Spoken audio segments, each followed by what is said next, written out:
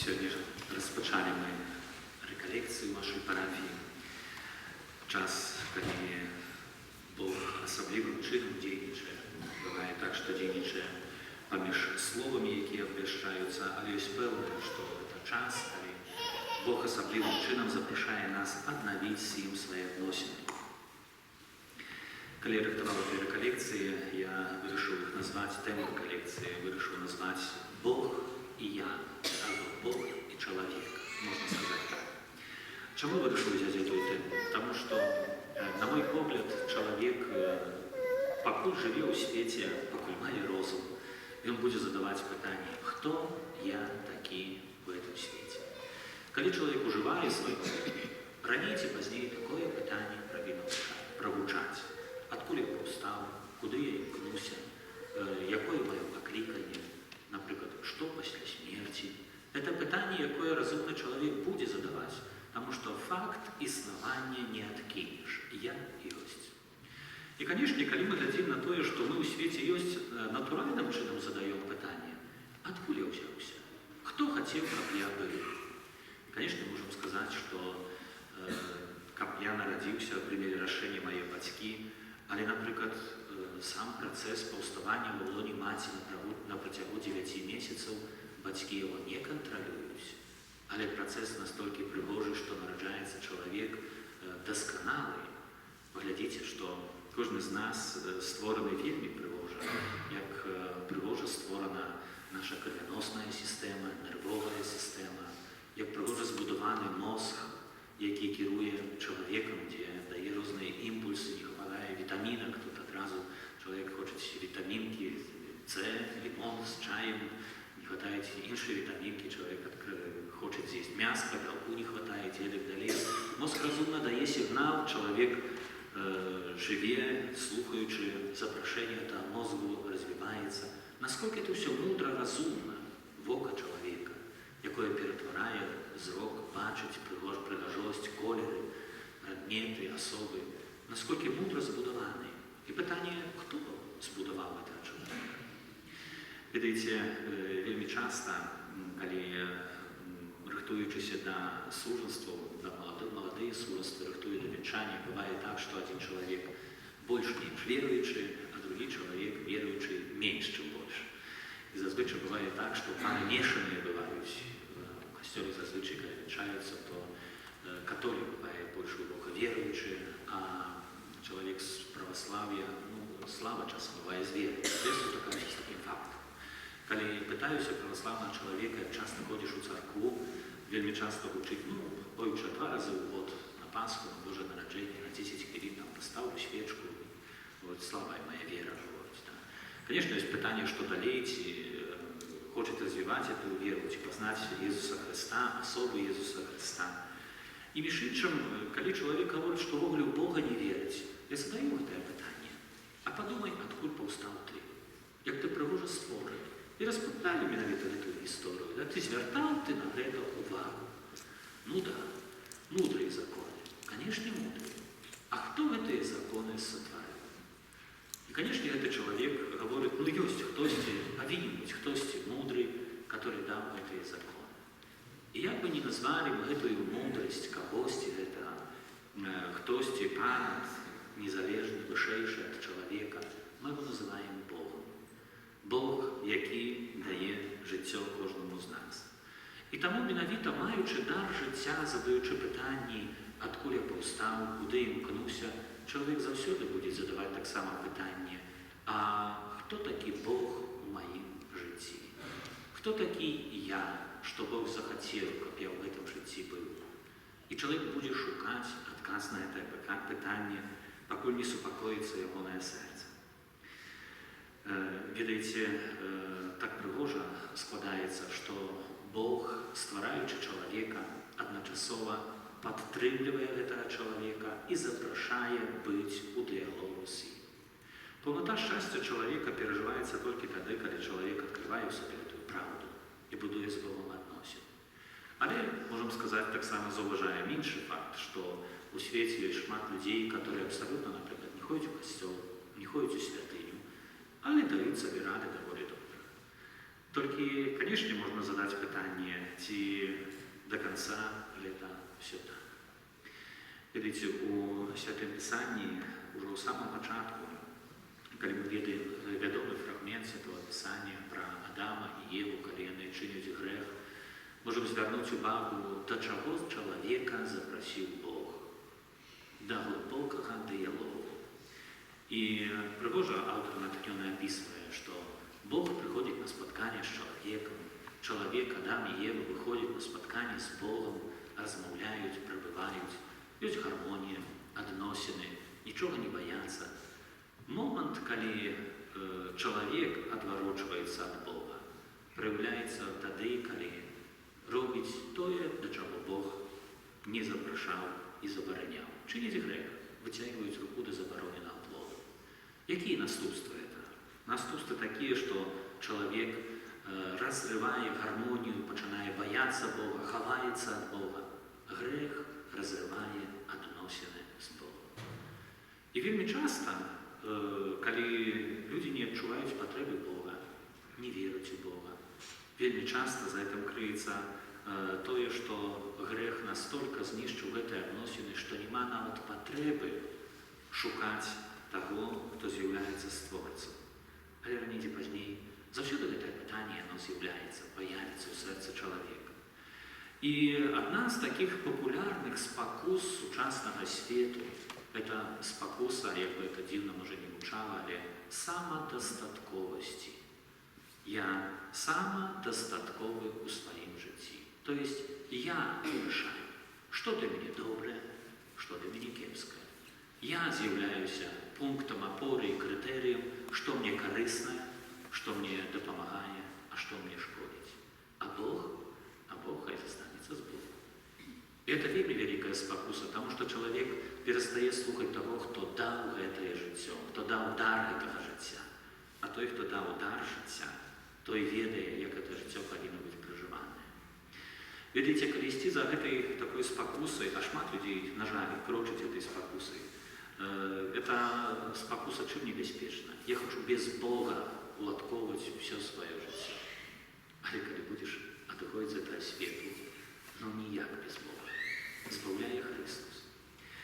Ведаеце, я прыналежу да такого ордэна, які працуе больш за 20 у 20 краінах свету, і час ад часу, напрыклад, раз на 5 гадоў адбываюцца такія капітулы ў нашым ордене у правінцыі, дзе збіраюцца святары, суперыёры з розных краін і дзеляцца досведам душпастарскім, дзеляцца праблемамі, цяжкасцямі душпастарскімі, што перажываюць асобы ў канкрэтным рэгіёне нашай зямлі і так далей.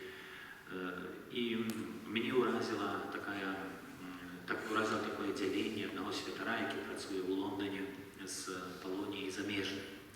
То есть у 90-х годах, пачаткі 20-х гадоў шмат асобаў з Польшы выязджала ў Англію. І прычына выезду была простая. Польша, пасля таго, як пачаліся перамены ў постсавецкай прасторы, Польша адлучылася, даволі бедны яшчэ край быў. Хацелася здабыць грошы.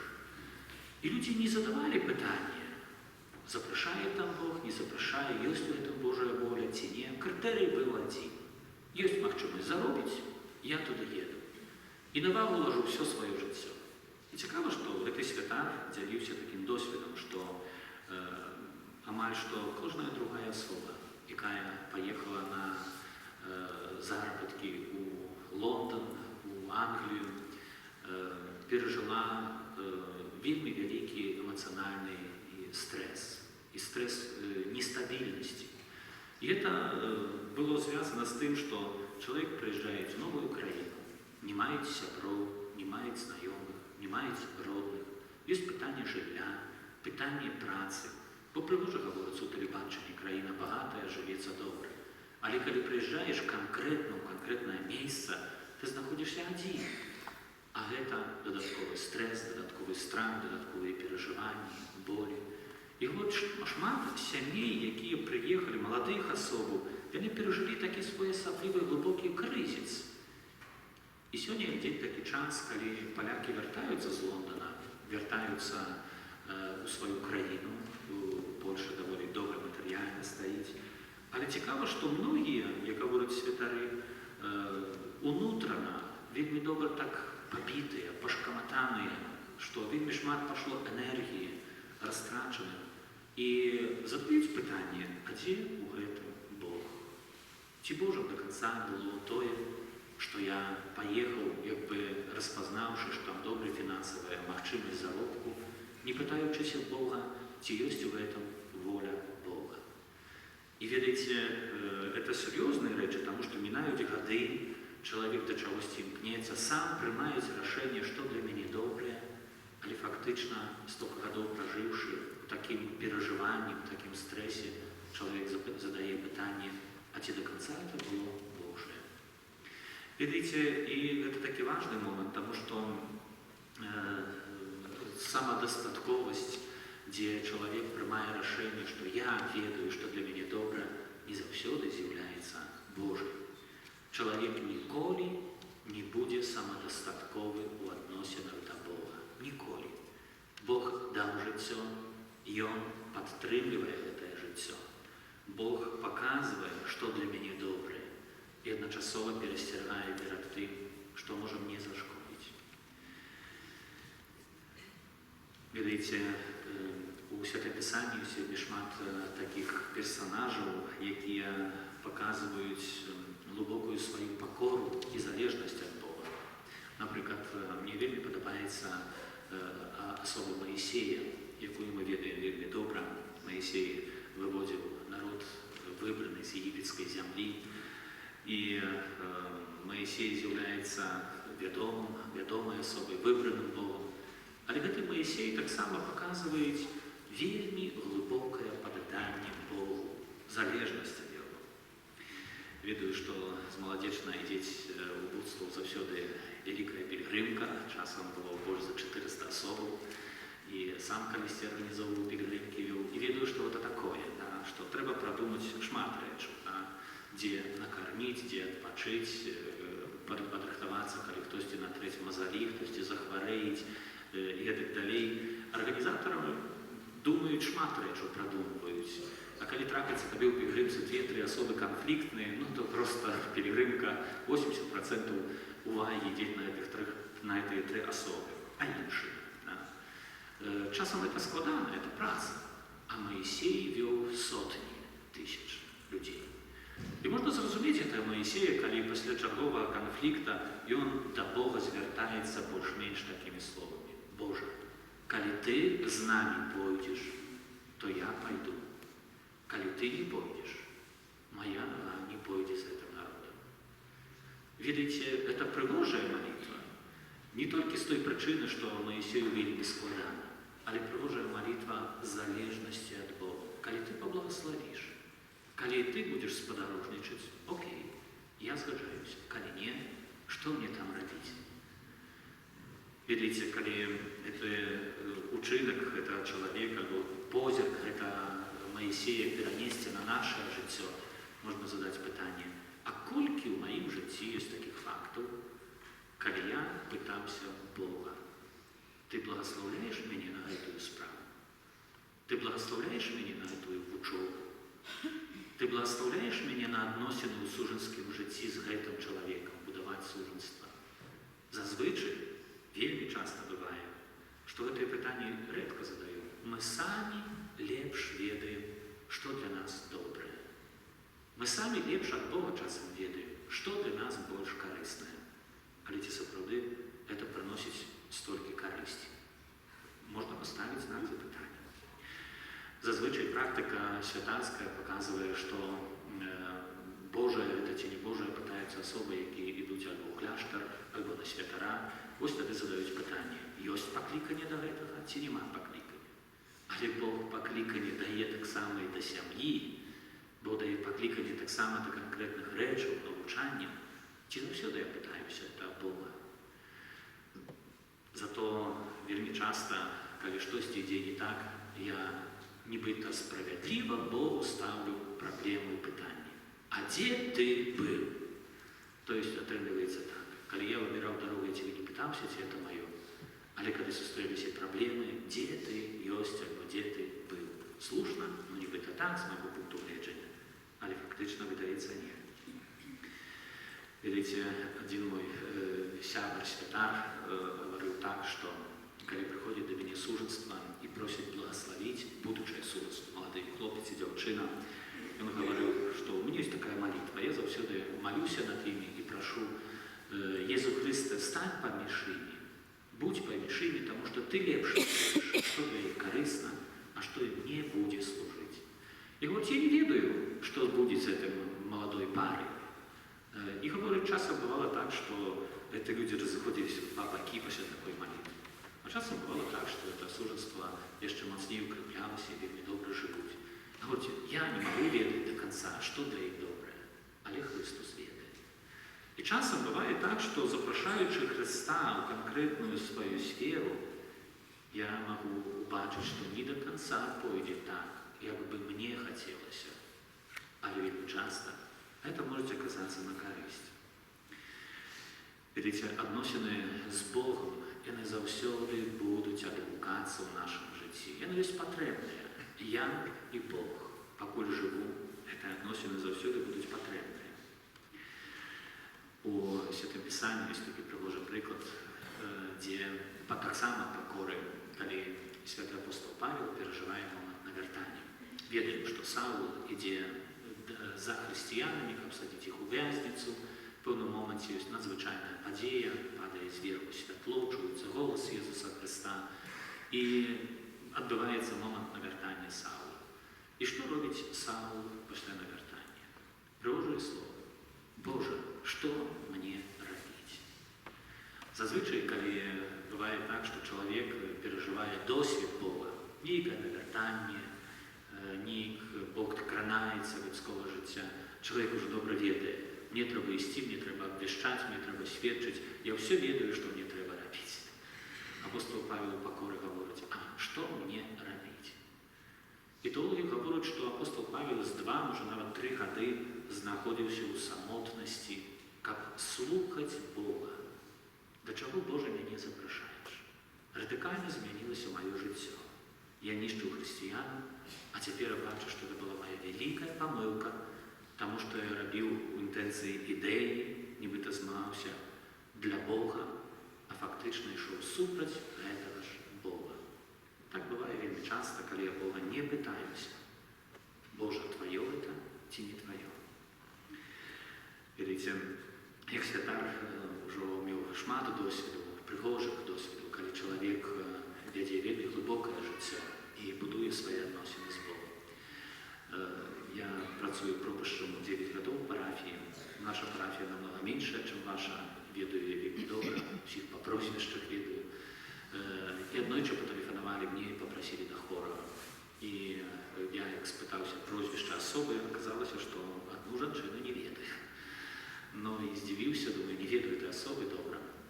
Прыехаў да хорага і сапраўды гэтую жанчыну не ведаў, бо яе прывезлі з Гродненскай дыяцэзіі, забрала яе дачка, таму што ўжо ў старэйшым веку жанчына памірала. І паколькі гэтую асобу не ведаў, я не ведаў таксама пра яе духоўнае жыццё, пра веру, пра Езуса Хрыста, яе адносіны. І хацелася неяк праверыць, наколькі яна жыве Богом, наколькі гэта адносіны глыбокія. Быў сакрамент споведзі, сакрамент намашчэння хворых, святая камунія. І калі скончыўся гэты сакрамент, я прысеў на ложак, калі яна яшчэ магла размаўляць, і родныя стаялі ў пакоі, у поўны пакой, і пытаюся яе. Говорю, ну, ведаеце, так выглядае, што жыццё чалавека калісьці заканчваецца. Эта жанчына кажа, о так, ой жа, ведаю.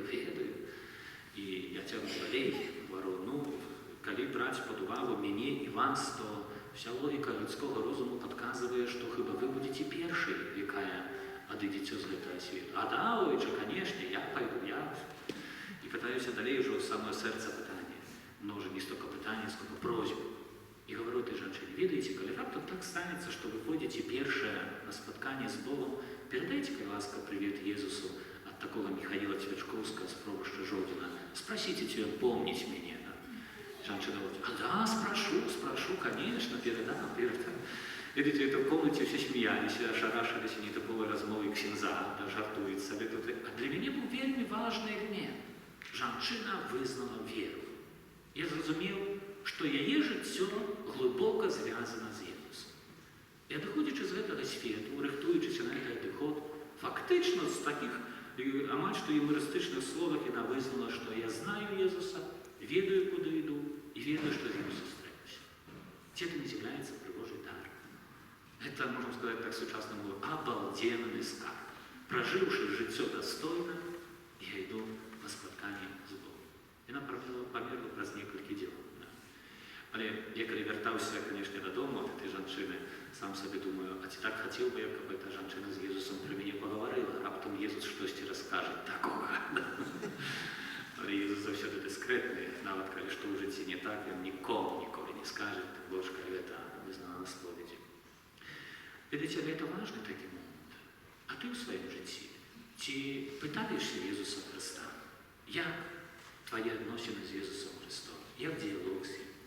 Чи молитва випадково не виглядає так, що а сьогодні відмовив чергову частку, а фактично не зустрівся з особою?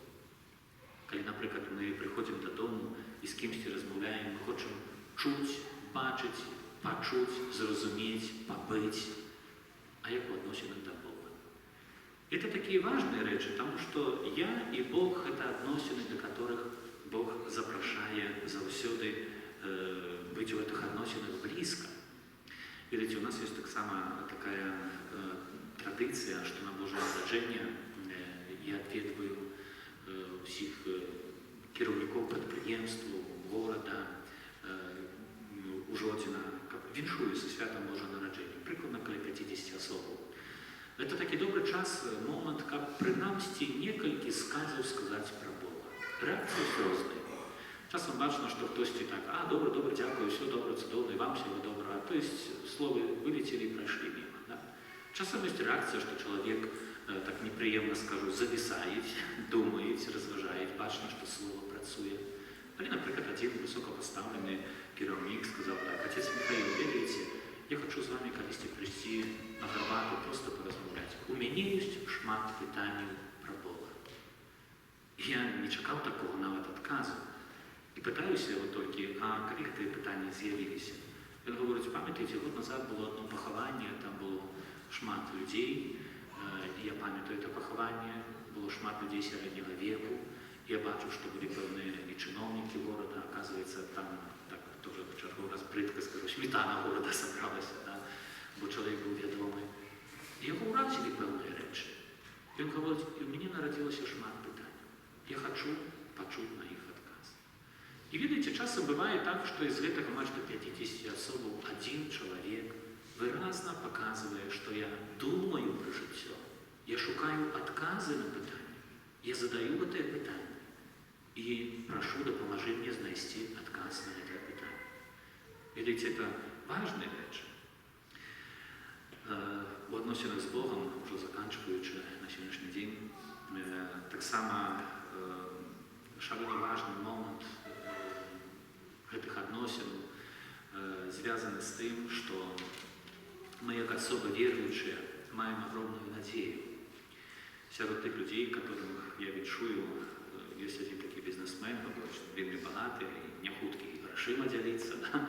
Живе він добре, достойно, але цей чоловік колись мені каже так, але мені чогось не вистачає. Внутрі пусто. У мене є жінка, у мене є діти, але у мене пусто. Я не ведаю, для кого це все, стільки я назбирав, мені все трималося в житті, да? Але мені не вистачає ніякої удячності. Я хотів би, щоб мене цінили, а я не зустрічаюся у світі з цим. І мені пусто. І, звісно, це пригожий момент, коли можна почати говорити про Бога, який сам дає знак, що ця простора приналежить йому. Але так само відчуваю, що ще у цього чоловіка далекий етап до познання Бога. Але цей чоловік відкрив пригожу правду, показує пригожу правду. Що б я не робив, місце для Бога завсёды повинно бути. Інакше моє життя пустое. Ми живемо в такому часі, де вельми сприятні моменти нашого навертання. Ми часом буває так, що полохаємося різних рэчаў. Сёння палохаемся каронавірусу і сочым за распаўсюджваннем этого коронавирусу. Да. Ведаеце, мне падабаецца адзін з фрагментаў в этом значенні Святого Пісання, які паказвае апошні прыход Христа, дзе Бог гаворыць, будуць вялікія з'явы на небе, зоркі будуць падаць з неба, зацьміцца сонца, і так далей, апісваюць аўтар натхнёны, але гаворыць пра веруючых асобаў. А вы падыміце галовы, бо надыходзіць збаўленне ваше. Цікава, што гаворыць, што выглядае на тое, што лёс будзе аднолькавы кожнаму, то есть усе будуць перажываць этой трагедыі, але вы падыміце галовы, бо прыходзіць збаўленне ваше. Збаўленне дае Христос. Іначе на эту падзею глядзіць чалавек, які не мае веры, а іначе чалавек, который мае глыбокую веру ў Христа і будуе з ім адносіны з дня на дзень. Ведаеце, як бы дзіўна не гучала, але добрая навіна ў тым, што чалавек калісьці адыдзе з гэтага свету, каб атрымаць дар жыцця вечнага. Кепская навіна ў тым, што калі чалавек адыходзіць, не пазнаўшы Езуса Христа, вось гэта сапраўдная гора і печаль. Злюбеныя, нехай пачатак нашай лекцыі, гэтае Божае Слово, будзе такім запрашэннем, каб яно працавало ў нас. Будзеце вяртацца дадому, будзеце з гэтым словам хадзіць, слухайце гэтае Слово. Нехай Дух Святы працуе ў нашых сэрцах. Бог ведае тое, што найбольш патрэбнае табе тут і цяпер. Уваходзь у гэты дыалог. Не бойся пазнаваць Бога. Бог ніколі не дасць тое, што цябе нішчыць. Бог дасць толькі тое, што будзе служыць для цябе карысцю. А Бог мае таксама і пачуцце. Сёння ў Евангеліі бачым, што Христос плакаў, Христос засмуціўся, Христос спачуваў і пасля гэтага воскресіў Лазара. Няўжо Христос, который ведае ўвесь мой унутраны мир, мои перажыванні, страхі, смуткі, радасці, суцяшэнні, таксама не схіліцца перад мною? Схіліцца. І хай гэта слово будзе